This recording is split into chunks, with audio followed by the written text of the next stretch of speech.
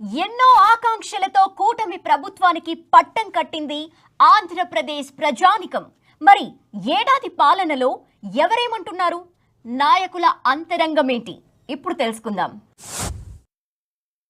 ప్రజలకి ఏవైతే సూపర్ 6 పథకాలని మేము వాగ్దానం చేశామో వాటన్నిటినీ కూడా నెరవేర్చుకునే దిశలో ఎన్డీఏ కూటమి ప్రభుత్వం ఎన్నో కసరత్తులు చేస్తూ రాష్ట్రంలోని అన్ని వర్గాలకి సత్వర సాయం అందించే విధంగా మరి ఇరిగేషన్ రంగం, రైతులకి కాలువల్లో పూడికలు తీయటం, ఇరిగేషన్ని భవిష్యత్తులో కూడా బనకచెర్ల ప్రాజెక్టు లాంటిది రైతాంగాన్ని ప్రోత్సహించటం, అగ్రికల్చర్ ఇన్స్ట్రుమెంట్స్ దగ్గర నుంచి డ్రిప్, స్ప్రింక్లర్లు ఇట్లా అనేక పథకాలని రద్దు చేయటం జరిగింది.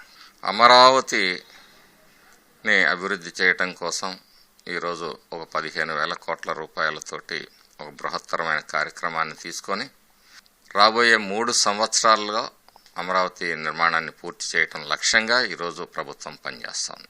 పోలవరం ప్రాజెక్టు గురించి వైసీపీ నాయకులు ఎస్ అంటూ రంకెలు వేసిన మరి పూర్తి చేయకుండా సతికిలబడి దానికి నష్టం రివర్స్ టెండరింగ్ పేరుతోటి దాన్ని ముంచేశారు. దాన్ని మళ్ళీ పునరుద్ధరించి అక్కడి నుంచి బనకచెర్ల ప్రాజెక్టుకి నీళ్లు అందించడం ద్వారా నాగార్జున సాగర్ మిగులు జలాల్ని రాయలసీమకి మళ్లించటం ద్వారా ఈ రాష్ట్రంలో యావత్ రైతాంగాన్ని కూడా మరి ఆదుకోవాలి, వాళ్ళందరి కళ్ళల్లో ఆనందం చూడాలని చెప్పేసి ఈరోజు కూటమి ప్రభుత్వం పనిచేస్తుంది. అలాగే విద్యార్థులు, యువతకి భవిష్యత్తుని కలిగించడం కోసం అనేక యూనివర్సిటీలు తీసుకురావడంతో పాటు నైపుణ్యాన్ని పెంచడంతో పాటు మరి 9 లక్షల కోట్ల పైగా ఎంఓఏలు కుదిరాయి.